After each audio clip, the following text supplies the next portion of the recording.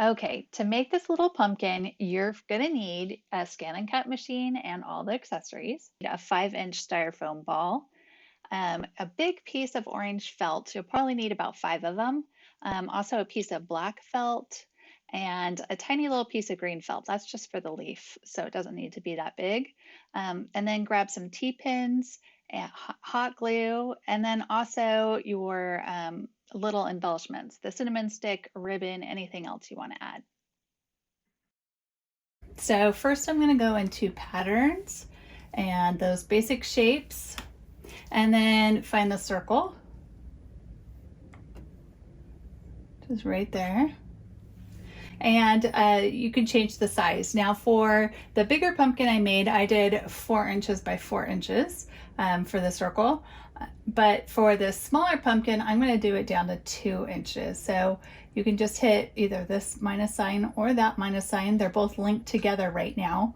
And so I'm just going to bring it down to 2 inches. Now, if you're doing another project and you wanted to have the height and width different, you can unlock it by clicking that little button right there.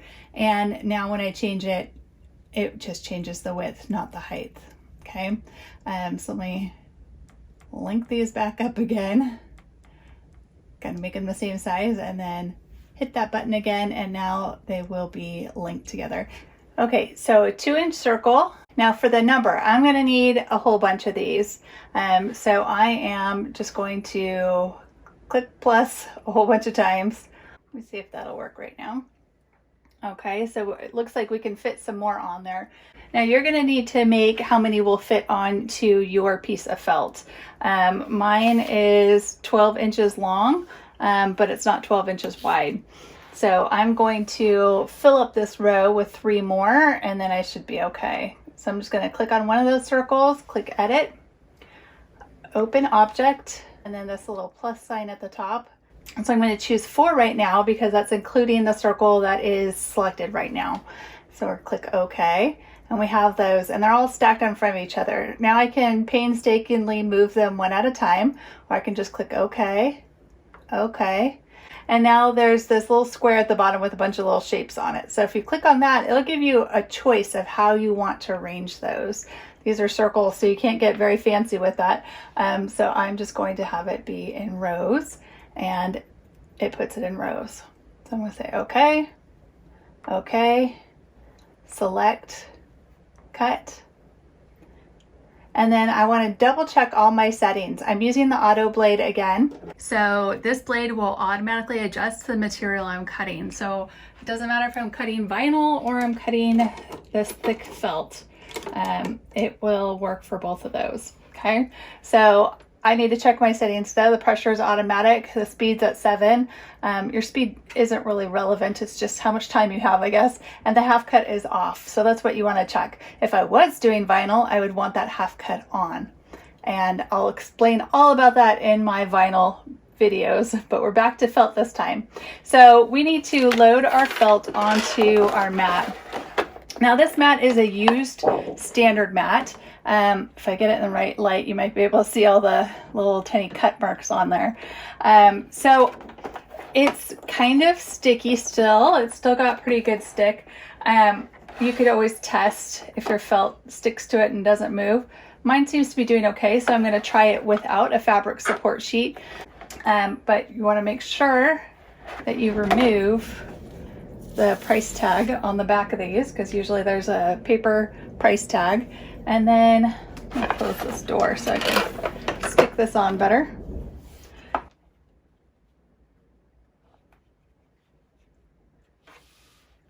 Just want to stick it on, smooth it down.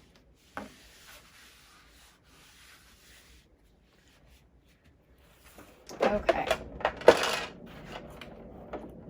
So now I'll stick it right there, hit that load mat button, and it will slide it into the machine. And now I'm going to click start.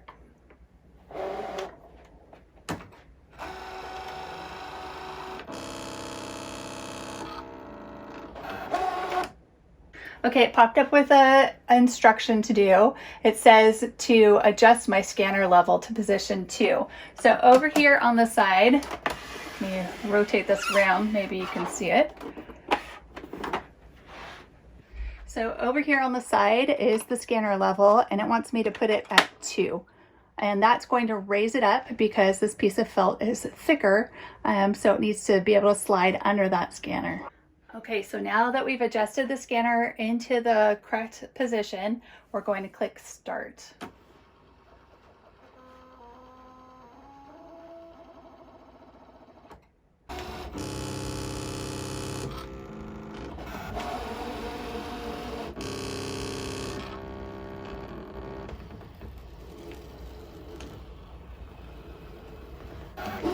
So now let's finish cutting it out.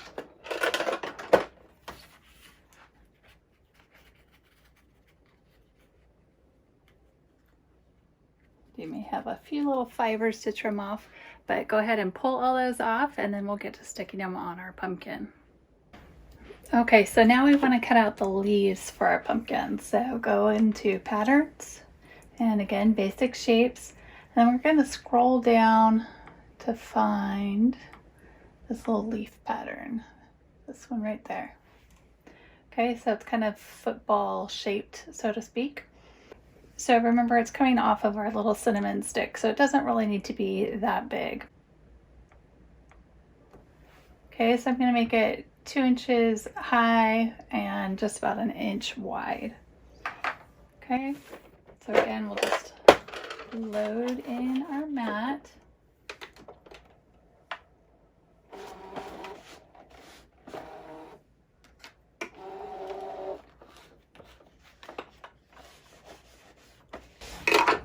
Okay, go ahead and hit set. And we just need 1 unless you want more leaves on yours. And I'm just going to move it away from the edge a little bit and click OK. And then select cut. And then start.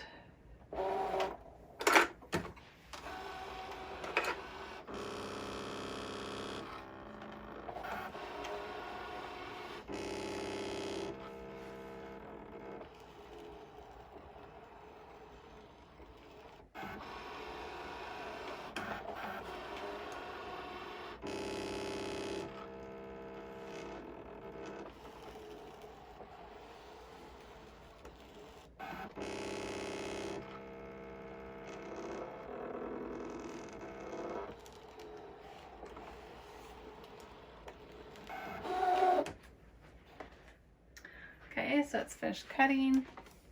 Click OK, unload our mat. And just take our little leaf out of there. And again, if you have any little fuzzies, you can just pick those off or clip those off. And there's our little leaf. Okay, next you'll need to cut out the jack-o'-lantern face. And so if you go to this link, you can go ahead and download it for free. And then once you've gone ahead and downloaded that jack-o'-lantern face, open it up in Canvas Workspace. And then if you want to resize it now, you can, or you can do it later on your ScanNCut. But if you go over to this edit screen, then you're able to change the size really easily by just clicking on it and change it to whatever size you want. And then go up to your file menu and then down to transfer FCM file. So you'll send that over to your ScanNCut so you can cut it out. So now we need to go ahead and cut out that jack-o'-lantern face that we just sent over here to the ScanNCut. So I'm loading in the mat. Just hit that mat button.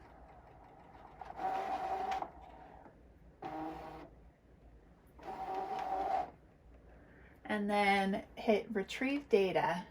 And remember, I sent it from my computer, so that's what I'm going to choose.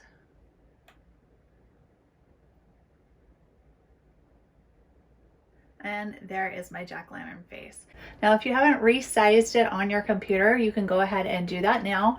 Just click on your jack-o'-lantern and then hit edit and object edit. And then this resize, which is that first little one right there. And you can see I've already resized that down But if you need to change it, you would adjust it by doing the plus and minuses right here. So now that I'm okay, I'm going to hit OK and OK. I'm just going to keep hitting OK on every screen until I get to here where it wants me to select cut. And now I can make sure my felt is secure in place and then go ahead and hit start.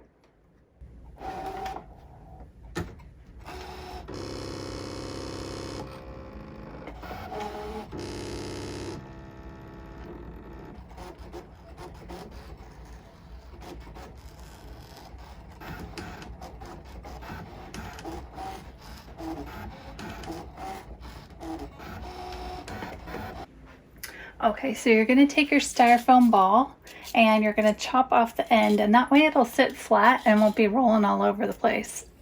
And then we need to take our little cinnamon stick and stick it right in the top.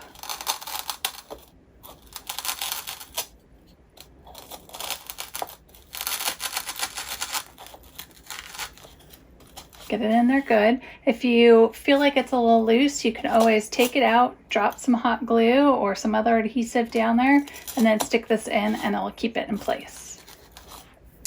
Okay, and while you have that hot glue out, you can go ahead and glue on your little leaf.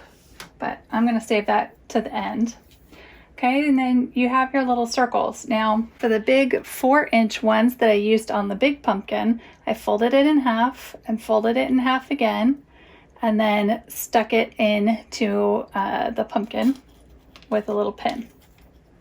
And the pins I'm using for these are the little T-pins, and it really holds it in place good. So this is what I used for the bigger pumpkin. And then you can always fluff these out if you need to. Okay, so for the smaller pumpkin, you could fold it in half and fold it in half again, but that's going to take you a million circles, right?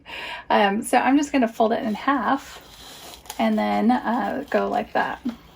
Okay, so using those same T-pins and just pop it in there. And you don't need to worry about these T-pins showing on this top level because you're going to put a ribbon around its little stem. Okay, so you can overlap these.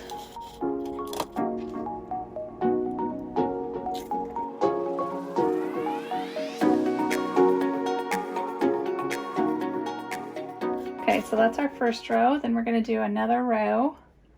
Take it, fold it in half.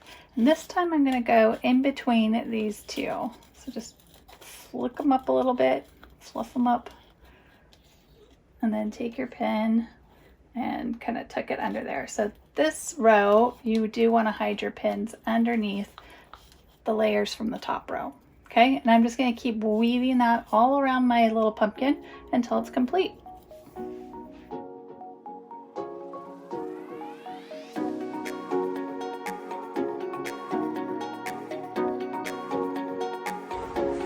For more information about ScanNCut, go to ScanNCut.com.